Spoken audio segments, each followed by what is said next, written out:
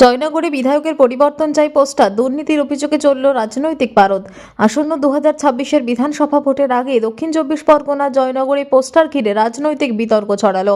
শুক্রবার সকালে শহর, স্টেশন চত্বর, বাজার ও একাধিক ব্যস্ত এলাকায় হঠাৎই দেখা যায় পোস্টার, যেখানে স্থানীয় বিধায়ক বিশ্বনাথ দাসের বিরুদ্ধে দুর্নীতির অভিযোগ তুলে লেখা বিধায়কের পরিবর্তন চায়।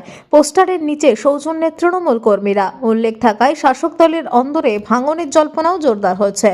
ঘটনাকে হাতিয়ার করে বিরোধীরা দাবি তুলছে এটি শাসক দলের গোষ্ঠীদ্বন্দ্বের বহিঃপ্রকাশ।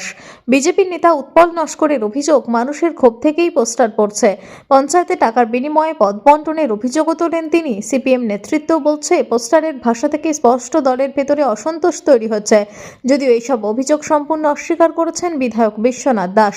তার দাবি, উন্নয়নমূলক কাজ আটকাতেই পরিকল্পিত অপপ্রচার চলছে। তৃণমূলের জেলা পরিষদ সদস্য খান জিয়ারুল হকের বক্তব্য, বিরোধীরাই দলের নাম ব্যবহার করে বিভ্রান্তি ছড়াচ্ছে এবং প্রশাসনের কাছে নিরপেক্ষ তদন্তের দাবি জানানো হয়েছে। কে বা কারা পোস্টার লাগিয়েছে তা এখনও স্পষ্ট না। ঘটনাকে ঘিরে জয়নগরের রাজনৈতিক মহলে জল্পনা তুঙ্গে, যদিও প্রশাসনের তরফে এখনও কোনো আনুষ্ঠানিক প্রতিক্রিয়া মেলেনি। জানতে পারলাম জয়নগর বিধানসভার আর গড়দেয়ানি থেকে পদ্মেরহাট বর্তমান যে রুলিং পার্টির অর্থাৎ তৃণমূলের বিধায়ক বিশ্বনাথ বাবুর বিরুদ্ধে তৃণমূল কর্মীদের তার ক্ষোভের বহিঃপ্রকাশ ঘটেছে। তিনি বিভিন্ন যে পঞ্চায়েত প্রধান, উপপ্রধান, পঞ্চায়েত সমিতির তাদের থেকে টাকা নিয়ে তাদেরকে পদে বসিয়েছেন। আসলে এটাই হওয়ার ছিল।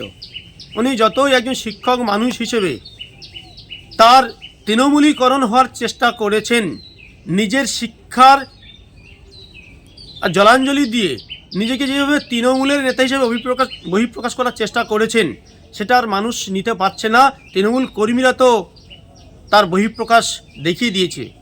বিভিন্ন জায়গায় পোস্টার, আর সেখানে লেখা থাকছে এইরকম একজন বিধায়ক আপাদমস্তক দুর্নীতিগ্রস্ত, যার অনুরূপভাবে তারা চাইছে না এই বিধায়ককে পরিবর্তন করার। আমরা বহু আগেই বলেছিলাম তিনি কেমন মানুষ। জয়নগরের মানুষ কাকে বিধায়ক বানিয়েছে, কাকে ভোট দিয়েছিল, কাকে জনপ্রতিনিধি করেছিল। আমরাও চাই এর পরিবর্তন হোক। তৃণমূলের প্রার্থী নয়, পুরোপুরি তৃণমূলকে এখান থেকে নির্মূল করার জন্য আমরা দাবি জানাচ্ছি, সাধারণ মানুষের কাছে এই আর্জিও রাখছি। নমস্কার, উৎপল নস্কর, ভারতীয় জনতা পার্টি জনগণ সাংগঠনিক জেলা।